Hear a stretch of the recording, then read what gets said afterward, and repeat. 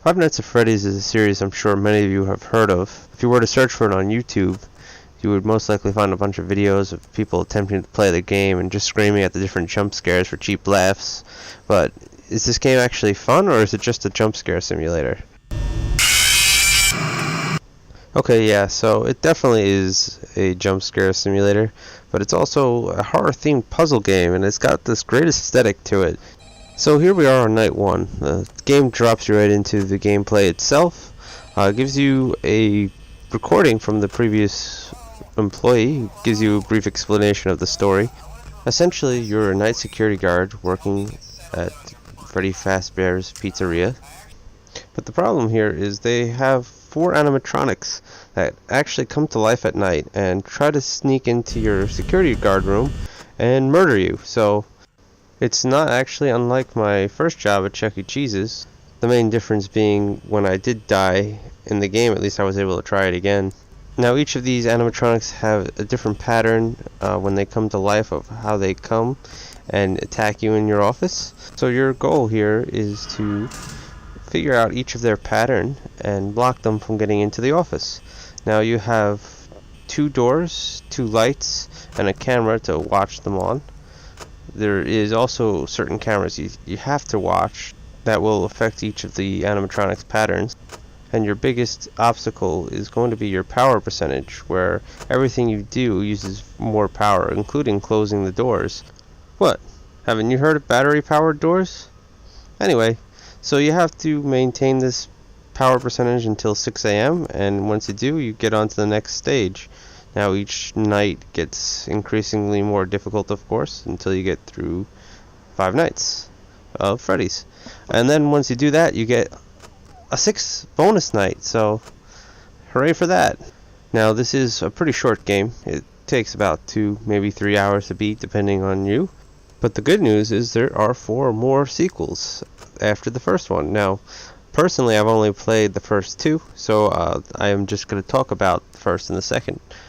The second game is actually where it gets even more fun. When you had 4 animatronics in the first game, it increases to a total of 10 animatronics.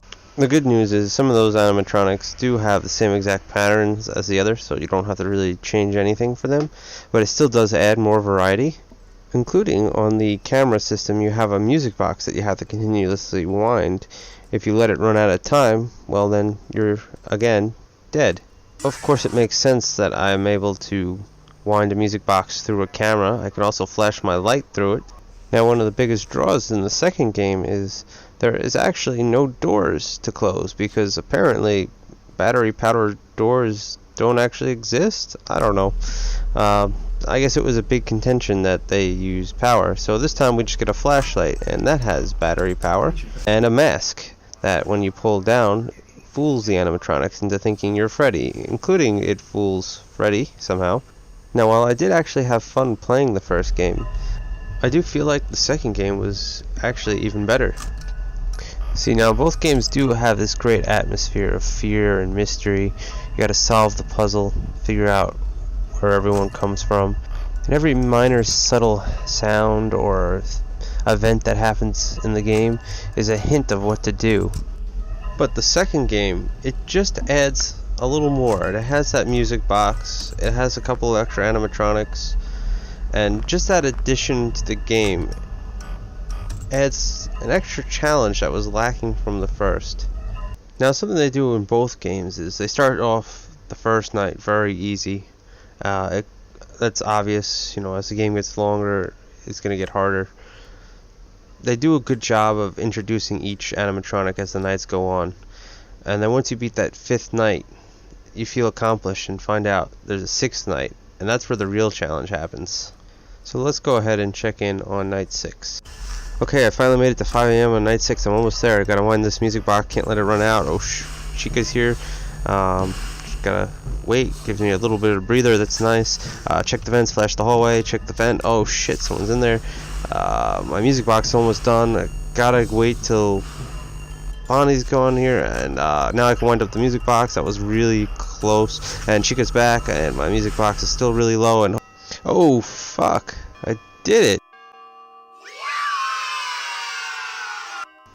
$20, 10 cents. Totally worth it.